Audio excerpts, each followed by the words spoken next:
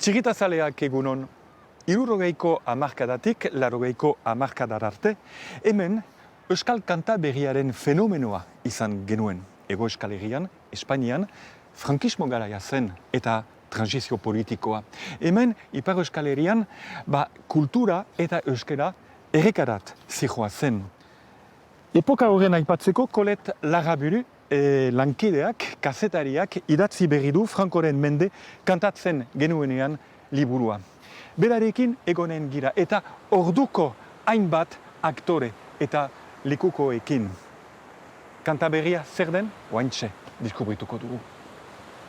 Euskalduna naiz eta Euskadi dut maite, horregatik atzelara eramanen naute.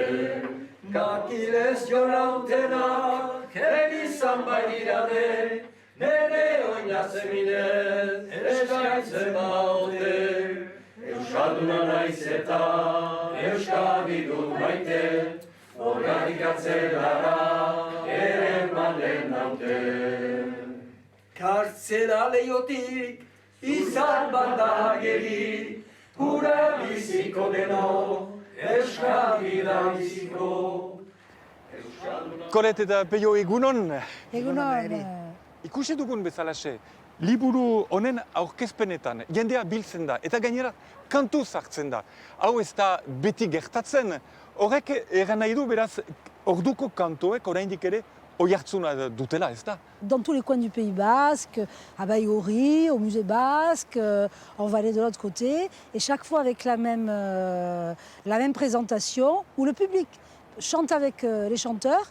En général, les organisateurs qui nous reçoivent photocopient les chansons, et il y a une espèce de communion, ce qui fait qu'on atteint notre but, qui est celui de transmettre aux générations, et je pense qu'effectivement, ça résonne encore. Peio beraz, ezagutzen zaitugu, gure txirritauntan partaide zaitugu, historialari gisa, zergaitik gomitatu duzu beraz, Kolet, liburu horren idazterat? Koleten gana joan nintzen, bai historialari gisa, baita argitaratzaile gisa ere, elkar argitaletxeko langile gisa. Garai hartako lekukoak oraindik bizi dira, oraindik kantatzen dute batzuek, eta garaia bazen justuki beren lekukotasuna biltzeko eta transmititzeko. Tous ces chanteurs-là sont passés, peu ou prou, par le séminaire.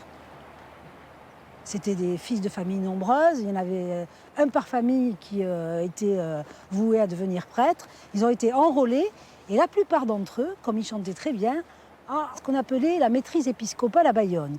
C'était des sortes de petits chanteurs à la croix de bois. Et en fait, c'est là qu'ils se sont forgés, qu'ils ont compris leur identité basque, qu'ils appartenaient à un peuple, à une langue. Ceci aidé par des prêtres eskoltzale. Beraz, ezin dugu pentsatu, zer zen orduko eskualegia gaur egun? Euskal kultura jendean usteetan arkaismo bat bezala kausitzen zen. Modernitatea frantsesez mintzo zen, edo inglesez ere. Eta euskarak zuen deusetarako balio, eta euskararen inguruko kultura guzia ere abandonatu behar zen nolazpait. Eta kantuan ere gauza bera, kantua garai hartan zer zen, Elizako kantuak, Egubirriko kantu batzuk, kantu xar batzuk, izigarri luzeak ere tradiziozko kantuek egiten zuten, ez dakit, nik behar 25 kopla edo, ez ziren bat ere modernoak. Eta kolpe batez, Michel Labegurri deitu kantari batek, etzen kantaria, gainera politikari bat zen, mediku bat ere kanbon, beraz notable bat, hartzen du bere gitarra eta kantatzen du Gugira Euskadiko gazteri birria. 3 kopla, lelo bat eta mezu iraultzaile bat. Sekulan etzen gertatu hori eta jendeak pentsatu zuen. Putsas, posible da kantu bat ere euskaraz modernoa izaitia eta kantatzea pixkat estatu batuetan bezala. Sekulako iraultza bat izan da jendeen buruetan eta piztu ditu kontzientziak eta Manes Pagola, Einaute Txamendi eta beste olakoak dinamika hortan sartu dira.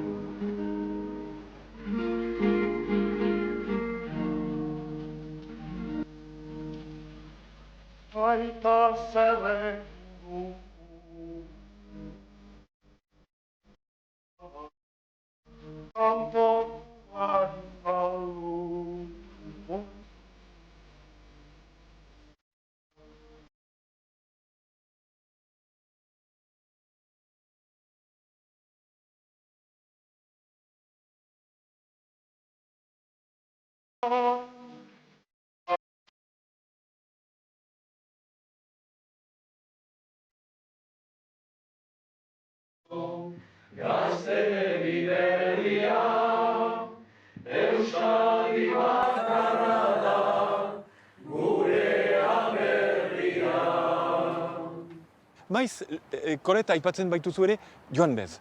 Les chanteurs dont on parle sont les presque frères de cette chanteuse américaine qui disait, enfin qui dit toujours, que la chanson est l'arme la plus puissante de notre arsenal non violent. Vraiment, je pense que c'est un mouvement qui se retrouvait un peu partout à cette époque-là et qui continue d'ailleurs. Orduan lagun, orduan egin ginuen kanturi lagun, etor gurekin, denek elgarrekin, badugu zer egin, gure ez gira lotxatzen, ez saian unazten, handako dukatzen, gure odorez ta ondasunez, gure izaitez, irande gosez, elgartasunez, erakutsortzak, elgarri josiz, buru gorputzak. Hori ez dakit beste herrialdek Europan baden, Euskaldunak bezalakoik, Euskaraz kantatzea maiterik. Eta orduan, kantua erabili dugu tresna bat bezala pixka bat, egia egiteko, mezua pasatzeko. Mezua pasatzeko zer mezu, Euskal herria eta Euskara, mintzaira eta Euskal kultura altxor bat dela, eta hortaz harro izan behar dela. Eta ez ahalge guri eskolan, frantses eskoletan erakatsi gaukuten bezala.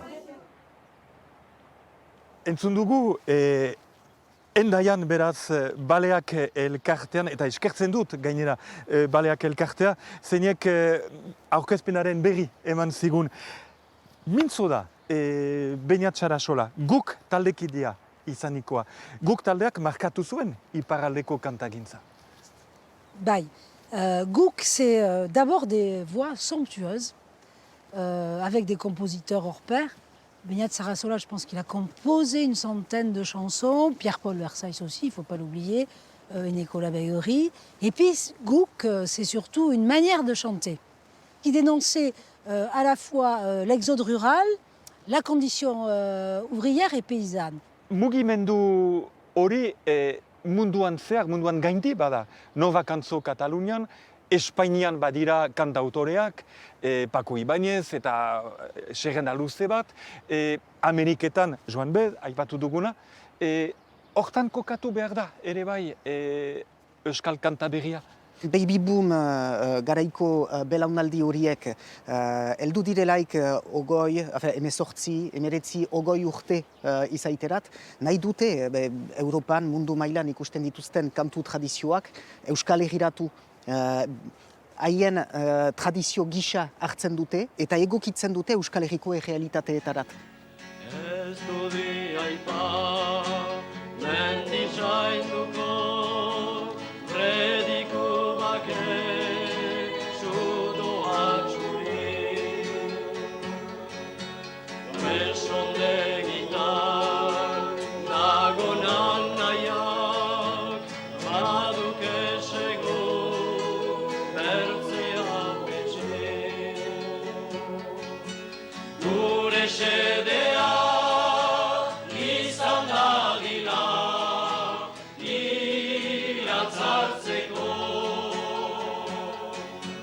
Euskal Herria ez da puskatzen, nun ez gaituzten guztiak hiltzen.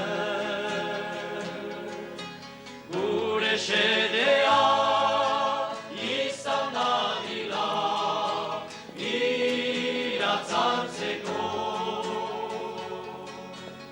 Euskal Herria ez da puskatzen, nun ez gaituzten. Egunon!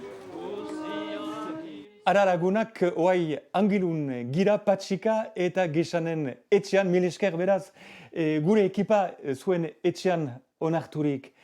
Ikusi dugun bezalaxe, garai haietan ere emazteek parte hartu zuten. Hainiz landu dute ere, beren boza eta bere kantatzeko moldea, eta zinez, ez dut egan nahi izen handia, revoluzione bat bezala zela, emazte bezala ere, hola toki bat sebaitia beren kantatzeko moldean.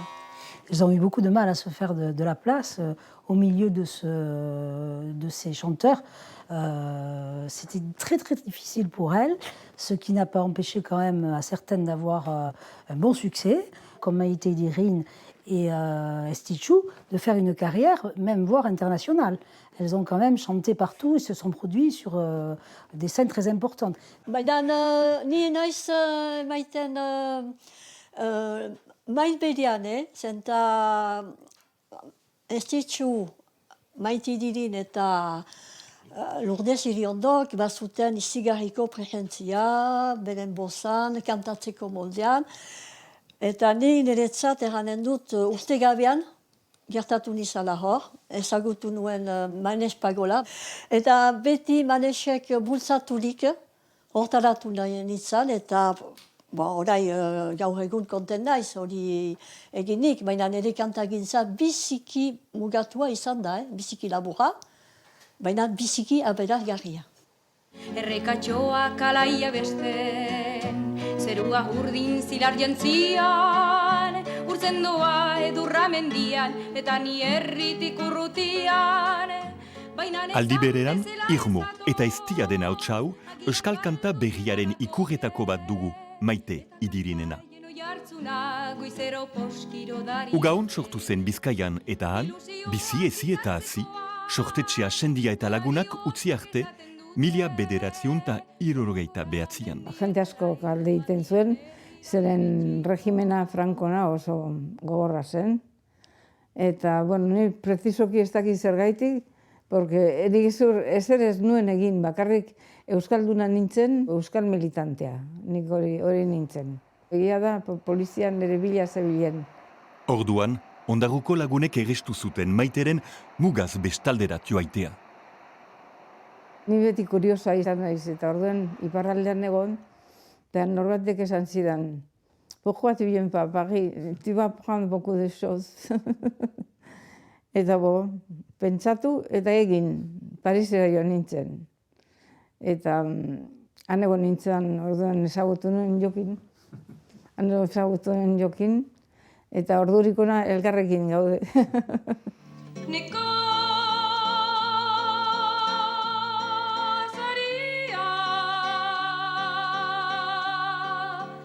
Maitek euskal idazle klasiko zen garaikideren tekstuak musikatu ditu. Tartean, jokinenak, bai eta ere bere letrak. Protesta kantaren mugimenduko abeslarien bideak kurutzatu zituen. Ala nola, 1960an, La Mutualiteen.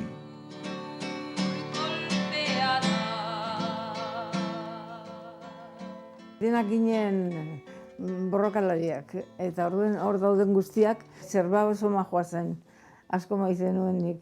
Gero zeak Korsoak eta Luis Jacques ezagunena zen. Guretzako hori zen oso gauza polit bat, eta euskaldunak pixka bat munduan hor nonbaiten ezagutarazi ere. Zaila zen guretzako euskaldunentzat. Eta hori izan zen sekulako oportunidadea.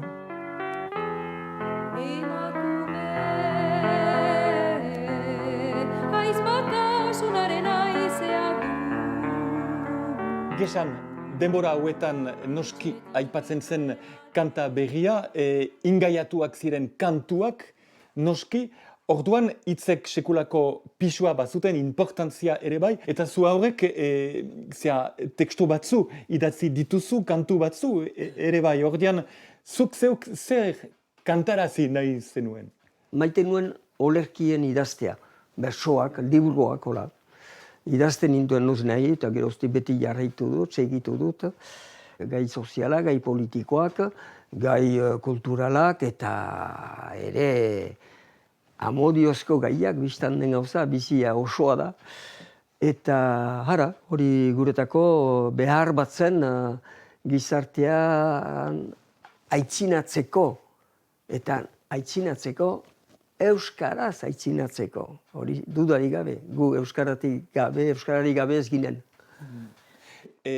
Garaia aipatzen duzularik, Kolet, erraiten duzu, azpimarratzen duzu, gaur egun berdin jendek ez luketela konprenituko zergaitik hain bortitzak diren kantu batzu. Baina zuk diozu kontekstuan berriz eman behar dela. C'était en fait le contexte du fascisme et de ses exactions. Donc effectivement, les paroles sont très dures. Si on prend par exemple la chanson Isiar Chemea, c'est une chanson sur la torture. Elle est très dure, cette chanson. Elle est très très dure. Elle dit que si le fils d'Itziar parle, sa mère l'embrassera pas. Et en plus, cette histoire, elle est vraie. Hein, c'est l'histoire d'Andoni Arrizabalaga. Après, ils n'ont pas chanté que des chansons dures. Hein. On peut citer dans les chansons très douces, par exemple, Urchincha de Manesh Pagola, qui est interprétée encore par Panchoa et Tapeyo, qui en fait est une chanson pour soutenir les Ikastola. Et Manesh, dans son esprit, il a voulu retracer l'écureuil qu'il voyait dans son enfance, qui sautait de branche en branche. C'est une chanson très poétique.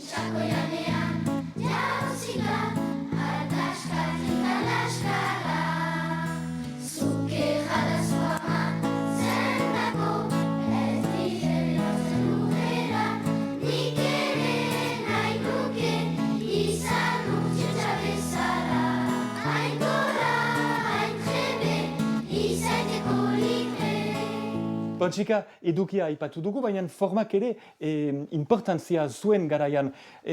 Oizko kontzertuetatik baino haratago joan zineten, hortziken dut gogoan, baina izan ziren beste batzu. Lehenbizikoa izan zen zazpiri bai. Eta hor izan zen, izugarria izan zen. Erran behar da, Manesh Pagolaren idai batetik partiturik, bildu zituen kantariak bere inguruan, eta gehien bat biziki aberasgarria izan dena da, berzaldeko kantaria eta hemengoak elgarrekin zerbait behar zela muntatu eta zerbait berezi egin. Gaur egun ahont gauza bitxia egiten du, baina duela 50 urte, eman zirelarik argiak eta soinua ere berezia eta izugarria izan zen. Izugarria eta 2 urteren buruan egin zen hortziken. Eta gaur egun ebe huartzen naiz, toki bat dutela ere, eta kolekti esker, mil esker koletz, eta zinez dena zoko batean zen, zakin nola ez galdua, eta birpiztu da, eta ara. Eta zu hor, gesan hor zinen, beraz, Baionako antzokia ere, mukuruz betea? Bai, lehenengo aldian eman zelarik, sala bete zen. Ni sartzen nintzen, ostuen kondatzen, hor bileten kondatzen, eta 900 jende, eta gehiago sartzera utzik ginoen, oraindik jendea 200 jende kanpoan gelditu zen. Ez da gero giro bat, sekulako giroa. Bai. Goxe bat bazen? Bazen goxe bat, bai. Eta egia da kantu berri horrek pizten zuen alako, ez dakit nik, esperantza, besta giro bat, eta hori segur.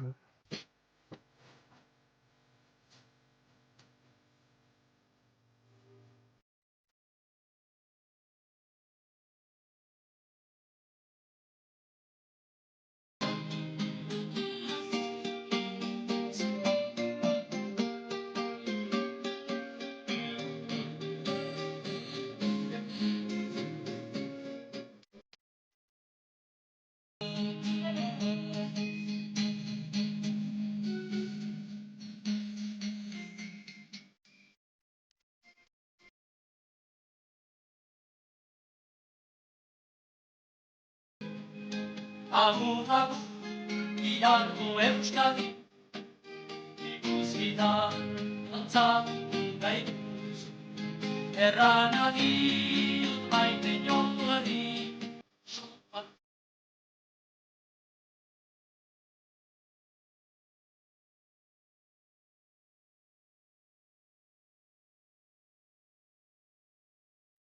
Atuta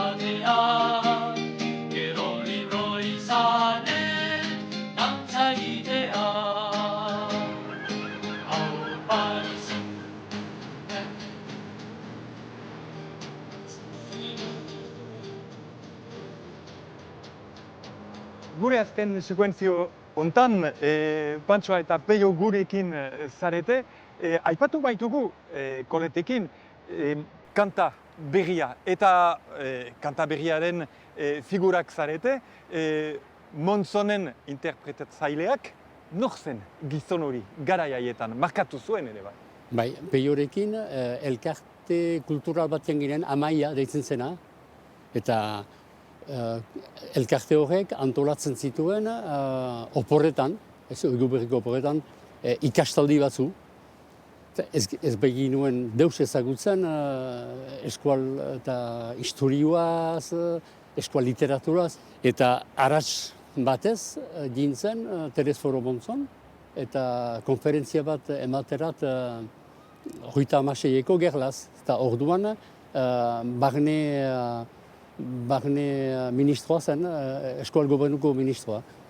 Eta guk haren ezagutza egin ginuen, kantatu ginuen Peiorekin aratxartan, eta gustatu zaitzion, eta errantzigun, nik baditut kanta batzu idatziak, eta behar ginuke elgarrekin bildu, eta bildu zuen, eman zigun lehen kantua Itziaren txemea, deitzen zena.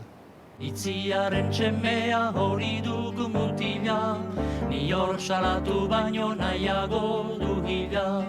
Arro egon litake maien eskatila, espetxetik jarrita joan entzaio bila. Maien eskatila hori dun mutila, ni hor salatu baino nahiago dugila. Garaian beraz, Montzonek ezin zuen muga pasatu, zuei esker bere ahotsa nolabait entzunarazi zen hegoaldean. Eta hegoalde hartan pentsatzen dut sekulako giroa bazela zuen kantaldietan. Kasik mitinak ere baitziren eta askataskunaren espazioak baitziren. Etzen hegoaldean beste aukerarik jendearentzat elkartzeko, etzen prentsarik, etzen partido politikorik, eta kantaldiak ziren zerbait gisaz. Jendearentzat herri bezala, kultur baten jabe bezala planteatzeko tokian. Hori ziren. Garaian ere kantaldietan, batzutan, gogorra zen, polizia hor zen, hori ere jasan behar zen, ezta? Bai, ukan dugu, suertea ukan dugu, izan gira komisaria batzuetan egonaldi batzu egin ditugu, baina ez gaituzte jo edo zanpatu, horren beldurra begin nuen, baina poliza espainolarekin bazuten horako, gure paperak frantsesak ziren, bazuten horako kasu egiten zuten. Me izan dira, ikusi ditugu kantaldietan poliza sartzen eta jendeari zanpaka, hori gogorra da. Gogoratu behar da zentzuraren urteak zirela, zentzuraren urteak. Eta bai, kantaldi guzietarako behar ziren aintzinetik aurkeztu kantatuko ginituen kantuen hitzak, letrak, askotan debekatuak edo gertatzen ziren, edo gizartara moldatzen ginen, presentatzeko kantu, erran nahi dut, ez dakit, anekdotikoak edo kantu xaharrak edo holako, eta gero beste batzu kantatzen genituen. Gero, iparaldeari begira, beti importanta izan da guretzat, hegoaldeko kantariak gurekin eszenario berdinean agertzea, eszenario berean agertzea. Begibistan jarri, gure batasunaren oinarria zela gure hizkuntza eta gure kultura. Eta hori biziki importanta zen. Zazpiri bai eta hortziken eta hola sortu ziren ideia horrekin. Eta gaur egun, zer gelditzen da beraz, Colette, epoka hartatik? Moi, je pense que cette époque, elle est toujours pas terminée. C'est eux qui ont impulsé le mouvement, mais c'est pas que les chanteurs, c'est toute une génération qui a impulsé ce mouvement, comme on a pu le dire tout à l'heure, impulsé la création des écoles basques, des maisons d'édition en langue basque, au point de vue économique, les coopératives. Tout ce mouvement, il ne s'est jamais arrêté. Eta gaur egun ze gelditzen den, ni harrituan nago gaur egun euskal kulturan dagoen sorkuntzaz, musika mailan dagoen sorkuntza. Sekulako sorkuntza dago. Nik ez dakit zerbaitetarako gian hortan, ez dut uste, baina biziak bere eragina ere baitu. Mil esker benetan, lagunak, mil esker Colette, eta zinez liburu honetan abentura guztiaiek nolabait berpiztu baitira. Horrela, amaitzen da gaurko gure saioa. Laster bat eginen dugulakoan nago, anartean ongi bizi, izan untxa. Aio. Euskal seme oberena, zaizko